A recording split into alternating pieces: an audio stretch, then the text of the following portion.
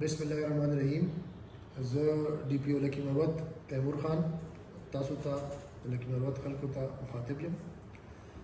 څنګه چې تاسو په علم کې دا خبره شته چې موجوده وخت کې او حالیه ورځو کې دهشتګردي په لکی مروت کې سیوا شوې ده او لکی مروت پولیس د دې دهشتګرد مقابله ډېر په نره ډېر په بهادره وکړه او لګیا ده کوي.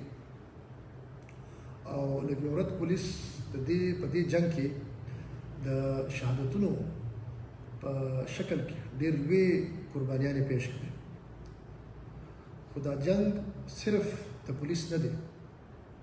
زه په دې فورم باندې تاسو ته دا ویل غواړم چې دې دهشتګردو د لکی مروت د عوامو خلاف هم اعلان جنگ کړی دی او دا جنگ صرف د پولیس نه دی، دا د عوامو هم دی.